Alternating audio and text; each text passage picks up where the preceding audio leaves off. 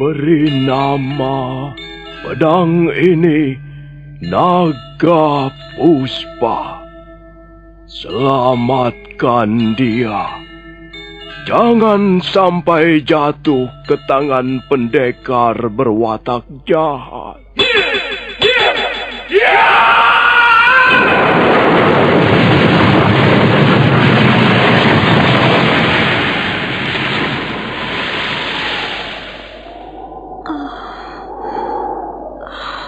Kakang Kamandanu, kau masih juga tidak percaya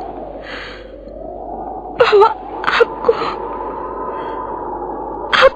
mencintaimu. Mesin, maafkan aku, Mesin. Mesin, Mesin!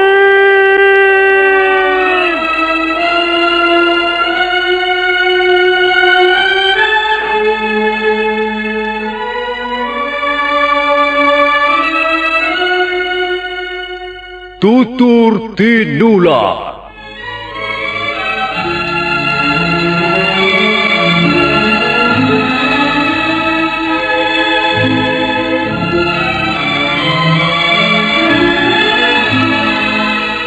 Sebuah sandiwara radio serial, produksi Sanggar Cerita dan Teater Sanggar Prativi. Sebuah kisah dengan latar belakang sejarah runtuhnya Singasari dan berdirinya Kerajaan Majapahit.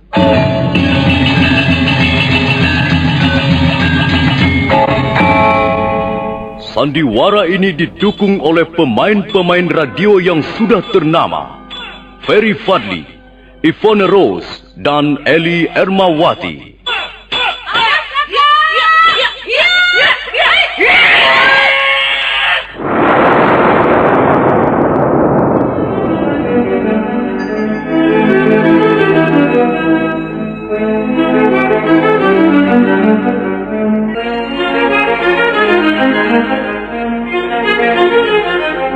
Cerita ini ditulis dan diolah oleh S. Tijab. Hiasan musik dan sutradara C. Isprionoka. Kali ini mempersembahkan episode ke-10 dengan judul Pemberontakan Rangga Lawe.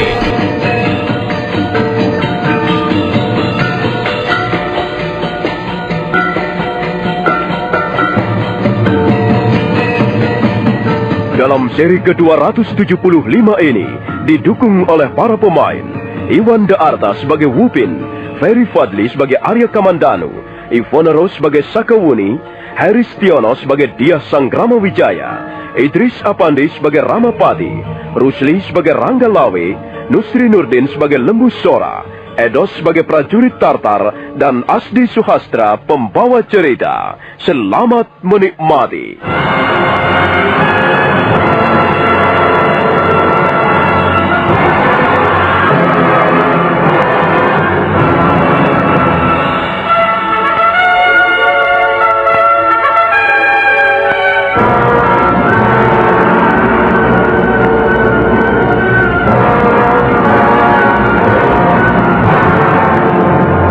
Arya Kamandanu, Sakawuni dan 20 orang prajurit Majapahit mengadakan pengejaran terhadap prajurit-prajurit Tartar yang melarikan diri dari medan peperangan. Mereka terus mengejar sampai ke tepian Sungai Brantas. Mereka berkuda menyusuri tepian sungai. Dan ketika mereka tiba di suatu tempat, mendadak ada beberapa puluh prajurit-prajurit Tartar hendak menyergap mereka. Pimpinan prajurit Tartar itu adalah seorang perwira muda yang bernama Wupin. Perwira Wupin terus melangkah mendekati Arya Kamandanu yang berdiri di tengah sebongkah batu padas yang cukup besar. Kalian orang-orang Majapahit, kalian sudah berbuat licik dan curang terhadap kami, prajurit-prajurit Tartar. Sekarang kalian harus menebus kecurangan kalian dengan nyawa kalian semuanya. Kalianlah yang harus menebus kesalahan kalian dengan datang ke tanah Jawa ini. Kalian prajurit-prajurit asing telah berani merampok kemenangan orang-orang Majapahit. Kalau tidak salah, kaulah pendekar yang bernama Arya Kamandanu itu? Iya, benar. Akulah Arya Kamandanu. Sekarang apa yang akan kalian lakukan terhadap kami? Kalian bisa melihat sendiri. Tangan-tangan kami sudah menggenggam senjata terhunus. Dan kami adalah prajurit-prajurit Tartar. Jika seorang prajurit Tartar sudah menggenggam senjata terhunus, maka musuh di depan kami haruslah berhati-hati. Sebab kalau tidak, mereka pasti akan binasa di depan kami. Apakah ini merupakan suatu tantangan? Kita masih dalam keadaan perang, Nona Sakawuni. Perang memang sudah selesai di alun-alun istana Singasari. Prajurit-prajurit kami banyak yang terbunuh. Tapi perang masih terus berlanjut hingga di tempat ini. Perang bisa terjadi di mana saja, di sembarang tempat. Kalau kau merasa tidak puas karena teman-temanmu banyak yang terbunuh, nah, mengapa kau tidak membalas dendam? Ayolah, lakukan apa yang hendak kau lakukan terhadap kami. Kami tidak gentar menghadapi maut. Kami pun prajurit-prajurit. Bagus. Tidak percuma kami berhadapan dengan orang-orang seperti kalian. Nah, sekarang marilah kita mulai. Ayo, serang mereka. Sergap mereka bersama-sama. Bunuh mereka semuanya. Mereka sudah membantai teman-teman kita di alun-alun istana Kediri. Sekarang, jangan biarkan di antara mereka lolos. Mereka semuanya harus binasa di tangan kita. Ayo, cepat, serang mereka.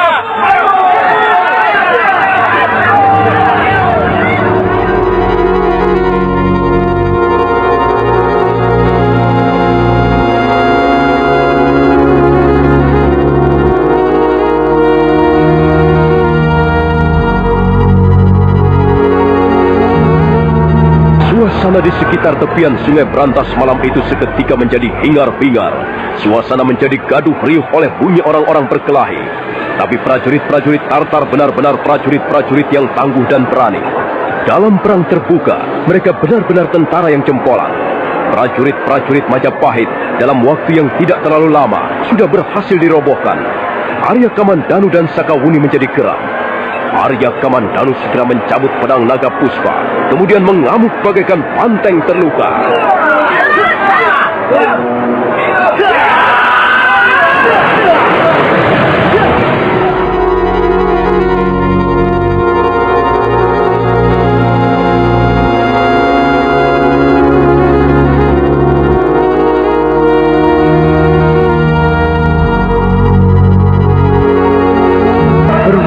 Menjadi cemas melihat kehebatan pedang naga puspa di tangan Arya Kamandanu. Dan kecemasan itu semakin bertambah besar. Demikian perwira muda itu melihat Sakawuni mulai mengeluarkan jurus-jurus andalannya. Jurus angin lengan seribu. Luar biasa ilmu orang ini. Orang-orang tanah Jawa ini banyak yang berilmu tinggi.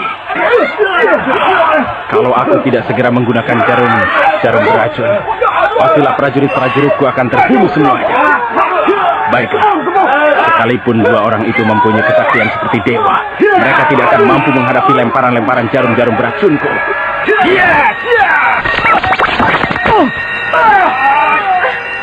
Kamandanu, ada apa denganmu, Kamandanu?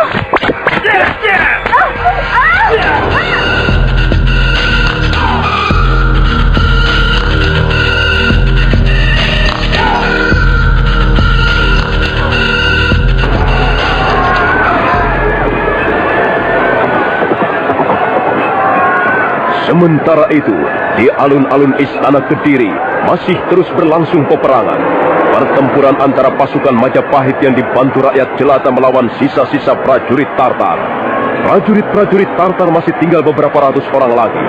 Mereka terus berusaha mengadakan perlawanan dengan gigih. Tapi kekuatan mereka sudah tidak begitu besar. Sebenarnya mereka bermaksud meloloskan diri. Tapi prajurit-prajurit Majapahit tidak memberikan kesempatan sedikit pun. Mereka dikepung bagaikan binatang buruan. Dia Sang Ramawijaya kelihatan sangat lega melihat usaha penyerbuannya yang nampaknya memperoleh keberhasilan gemilang. Lihat Paman Ramapati. Iya, pasukan Tartar saya kira tidak lebih dari 200 orang lagi. Mereka harus dibunuh semuanya, Gusti. Mereka harus dibinasakan, Gusti. Jumlah prajurit-prajurit Majapahit yang menjadi korban juga cukup banyak, Paman. Benar, Gusti. Tapi yang lebih menyedihkan lagi adalah warga desa biasa. Jumlah mereka hampir mencapai 3.000 orang. Iya, mereka telah menjadi korban peperangan besar ini.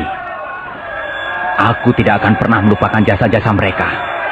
Kelak, kalau Majapahit akhirnya akan berdiri menjadi kerajaan di tanah Jawa ini, sanak keluarga mereka yang menjadi korban perang harus mendapatkan perhatian dan penghargaan.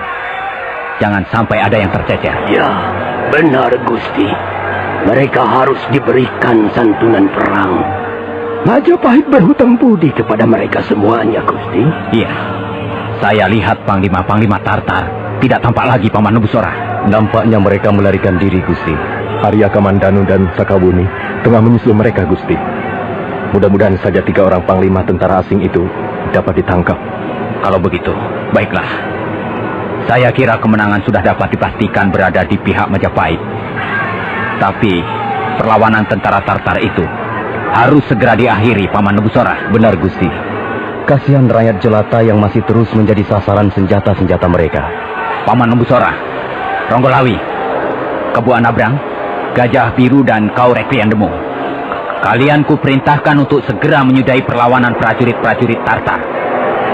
Sementara itu, Tuan Arya Wiraraja, Paman Nambi, dan Paman Ramapati, ikutlah aku masuk ke dalam istana Kediri.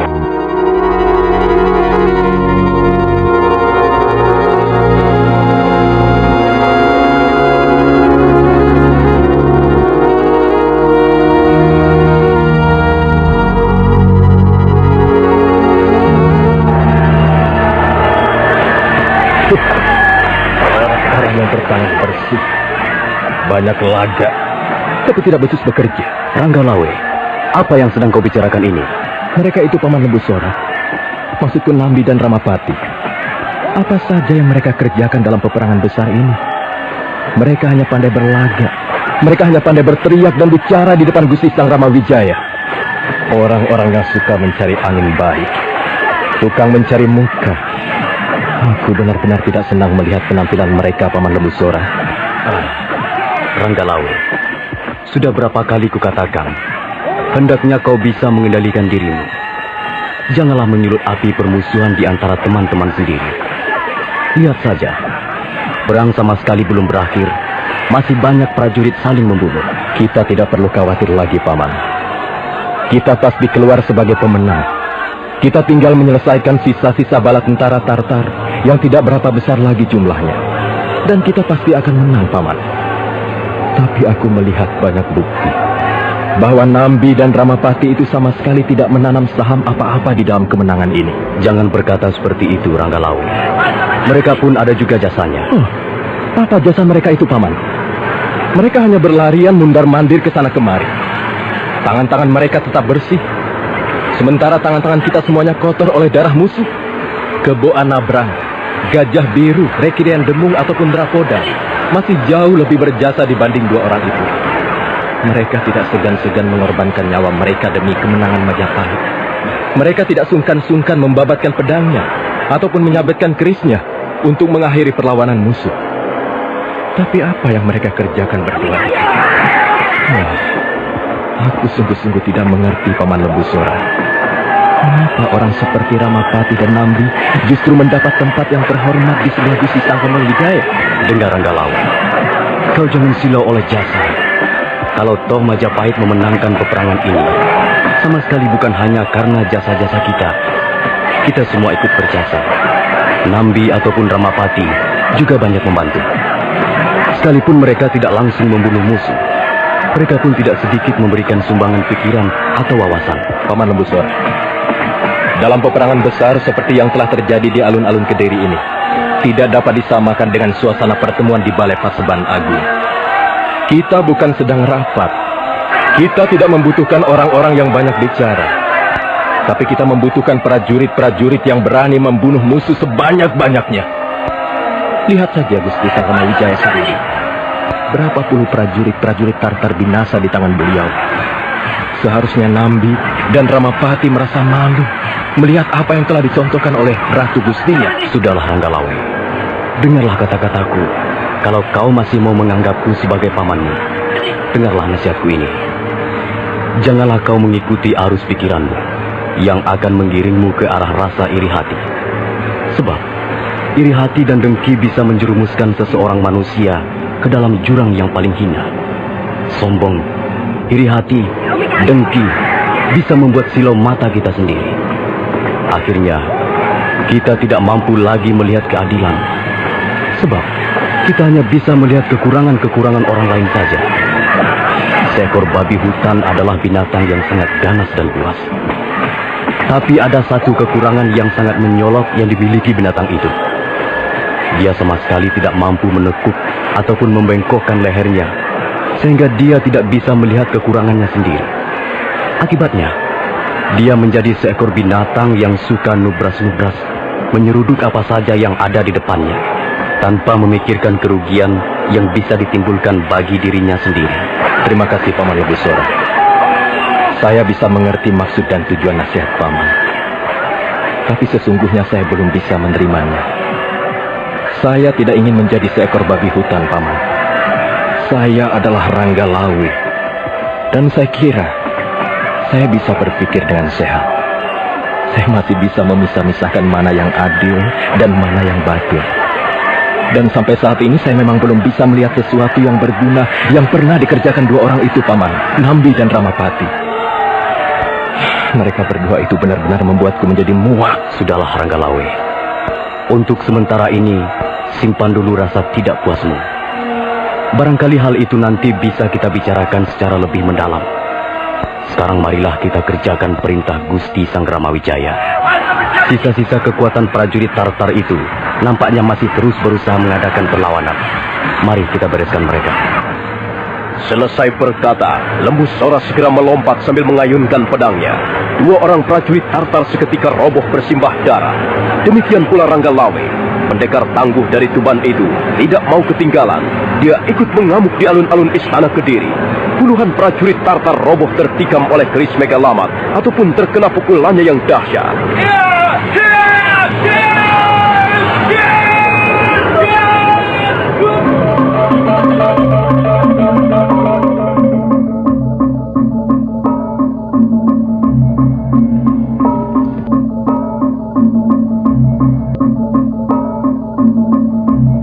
Sementara itu, Arya Kamandanu dan Sakawuni yang tengah mengadakan pengejaran terhadap prajurit-prajurit Tartar ternyata tidak bernasib mujur.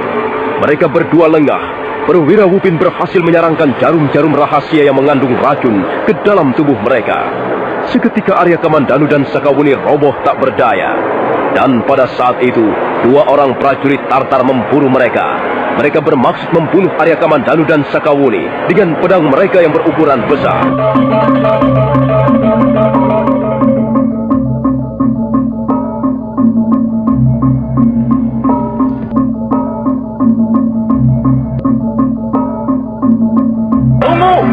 Tunggu! Mereka sudah roboh tidak berdaya lagi, Tuan Perwira. Mereka harus dibinasakan. Siapa yang mengharuskan? Mereka adalah musuh. Mereka sudah membunuh banyak sekali teman-teman kita. Mereka harus mati. Tidak. Mereka tidak perlu kita binasakan. Aku mendapat perintah khusus dari Panglima Kousing untuk menangkap mereka. Oh, kalau begitu, maafkan kami, Tuan Perwira. Kami sama sekali tidak tahu bahwa Tuan Perwira mendapat tugas khusus.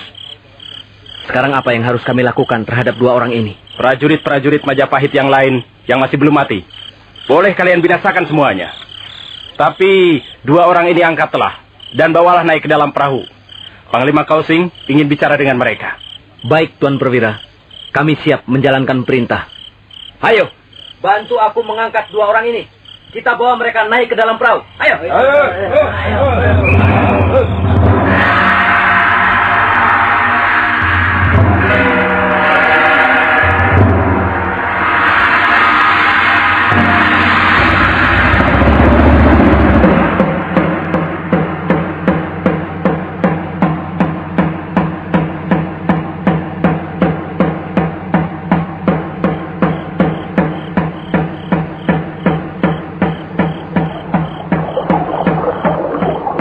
Tuan Panglima Kousing, tugas sudah saya laksanakan.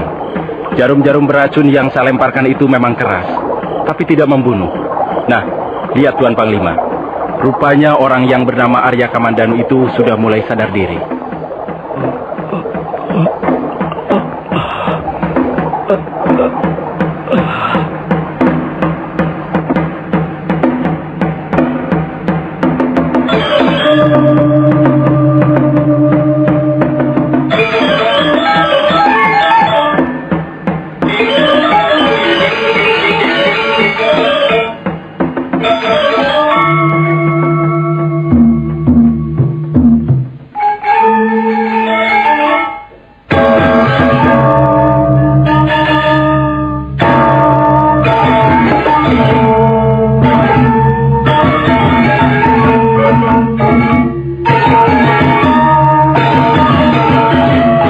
Arya Kamandanu merasakan lengannya seperti kesemutan.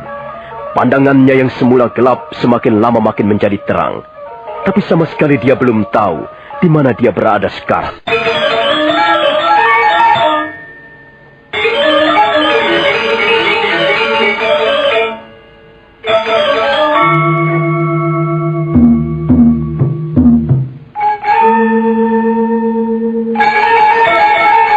Nah, saudara pendengar, bagaimanakah kisah selanjutnya? Apakah yang akan dilakukan Panglima Kausing terhadap Arya Kamandanu dan Sakawuni? Silahkan menunggu seri berikutnya. Sampai jumpa.